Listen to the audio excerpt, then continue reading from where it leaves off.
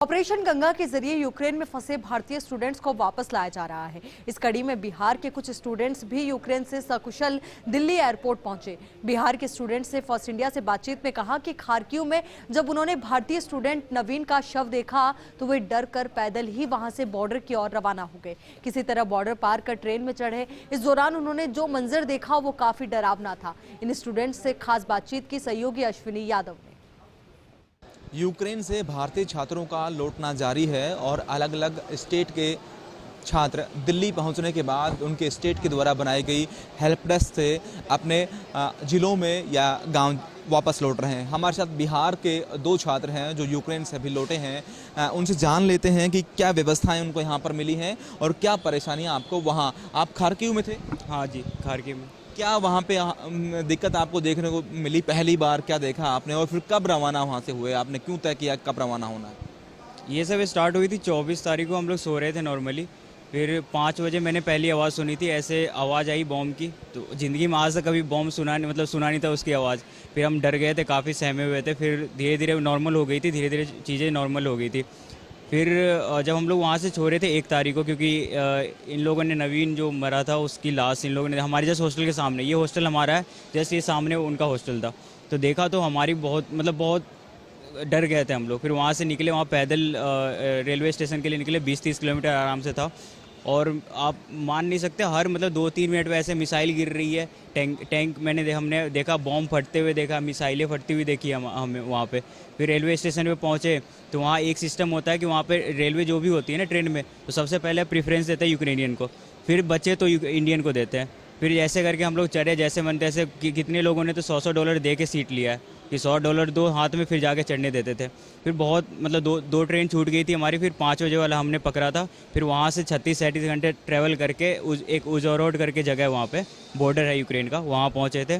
फिर वहाँ से चौप रेलवे स्टेशन है, वहाँ से फिर हंगरी हम लोग ट्रांसफ़र ले लिए थे। यहाँ पहुँचने के बाद बिहार सरकार ने किया हमारे लिए फ्री फ्लाइट उपलब्ध कराया। हमारे लिए यहाँ पर रजिस्ट्रेशन हुआ है।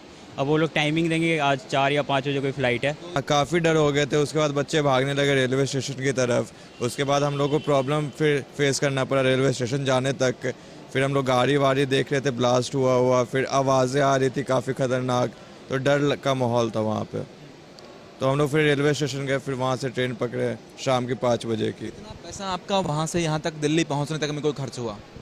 पैसा तो काफ़ी, वैसे ट्रैवलिंग में पैसा खर्च नहीं हुआ, खाने पीने में पैसा खर्च हुआ था। तो आप समझ लीजिए कम से कम 20,000 रुपीज़। उसके बावजूद भी क्या जो रेट्स हैं वो खाने के भी बढ़ गए हैं? बंकर में भी क्या रहना पड़ा? हाँ, हम लोग 5 दिन बंकर में रहे थे। खाने के रेट्स बढ़ गए हैं, खाना मिल नहीं रहा था, चावल वावल मिल नहीं रही थी। तो वहाँ पे वो प्रॉब्लम फेस करनी पड़ी थी हम लोगों को। और हम लोग मार्केट जा रहे थे तो काफ़ी लंबी लाइन रह रही थी, 2-2, 3-3 घंटे लाइन में लगे रहना पड़ रहा था। और खाना उसके बाद भी नहीं मिल रहा था। चिप्स वगैरह खा के हम लोग जिंदा थे उस टाइम पे। बंकर से कब निकलते थे? क्या कोई अनाउंस होता था कि अब आप खाने का सामान खरीद सकते हैं या क्या? हाँ जी, 6 बजे सुबह से लेके 6 बजे शाम तक कर्फ्यू रहता था। तो हम लोग 10 बजे सुबह में और 12 बजे तक हम लोग निकलते थे, उस 2 घंटे तक। अगर उसमें मिल गया आपको सामान तो आप ले लो, अगर नहीं मिला तो आप वापस हॉस्टल आ जाओ। और वहाँ पे मेस थी, खारकिव में मेस थी, लेकिन मेस कार्ड जिसके पास थी बस उन्हीं को खाना दे रहे थे। और जिनके पास मेस कार्ड नहीं थी उनको खाना नहीं दे रहे थे। वो हरदीप चला रहे थे, हरदीप भैया। नहीं, वो मेस किसका था? स्टूडेंट्स का था? एक यूनिवर्सिटी का था? नहीं, वहाँ पे एक कंसल्टेंसी है बॉबट्रेड करके, उन्हीं की है वहाँ पे। तो वहाँ उनसे जितना हो पाया वो लोग ने किया, काफ़ी हेल्प किया उन्होंने। तो वो लोग खाना प्रोवाइड कर रहे थे, उन लोगों के पास भी खाने की कमी थी। और कितने बच्चे हैं जो से फंसे हुए हैं, डरे हुए हैं? वहाँ पे शायद 1000+ बच्चे हैं अभी भी खारकिव में। लेकिन अभी सुन रहे हैं कि इंडियन गवर्नमेंट में 150 बसेस अरेंज की है उन लोगों को निकालने के लिए। लेकिन अभी भी वहाँ पे डर का माहौल काफ़ी ज़्यादा है।